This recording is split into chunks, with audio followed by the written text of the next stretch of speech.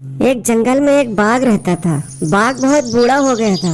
उसमें अब पहले जैसी ताकत और फुर्ती नहीं रही। एक दिन बाघ ने सोचा, अब मैं शिकार नहीं कर सकता, इसलिए पेट भरने के लिए मुझे कोई और उपाय सोचना पड़ेगा। बहुत सोच विचार करने के बाद उस बाघ को एक रास्ता सूझा। उसने सारे जंगल में घोषणा कर दी, अब मैं बहुत बूढ़ा हो गया हूँ, इसलिए मैं अपनी बाकी जिंदगी अच्छे कामों में लगाऊंगा।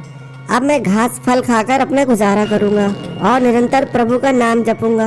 इसलिए जंगल के पशु पक्षियों को मुझसे डरने की अब कोई जरूरत नहीं है। कुछ भोले भाले जानवर बाघ की चिकनी चुपड़ी बातों में आ गए। वो कहने लगे, अरे वाह, ये कितना महान संत है, हमें चलकर इसके दर्शन करना चाहिए। इस प्रकार हर रोज कोई न कोई जानवर बाघ के दर्शन के लिए उसकी गुफा में जाता।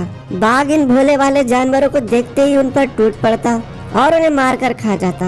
इस प्रकार बूढ़ा बाघ आराम से अपना पेट भरने लगा। एक दिन लोमड़ी को पुण्य आत्मा बाघ के बारे में पता चला।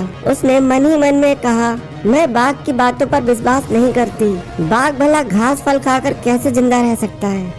मैं खुद जाऊंगी और सच्चाई का पता लगा कर रहूंगी। दूसरे दिन लोमड़ी बाघ की गुफा में पहुंची। गुफा के द्वार पर पहुंचकर वह रुक गई और गुफा के अंदर इधर उधर झांकने लगी। तभी लोमड़ी को गुफा में गए जानवरों के पंजों के निशान तो मिले, पर गुफा से बाहर आए किसी जानवर के पंजे के निशान नहीं मिले। अब चालाक लोमड़ी समझ गई कि ये बाघ कोई पुण्यात्मा नहीं है, ये एक ढोंगी है। और वह सच्चाई का पता लगाने के बाद दरवाजे से ही वापस लौट गई और जंगल में जाकर सारे जानवरों को बाघ की सारी सच्चाई बता दी।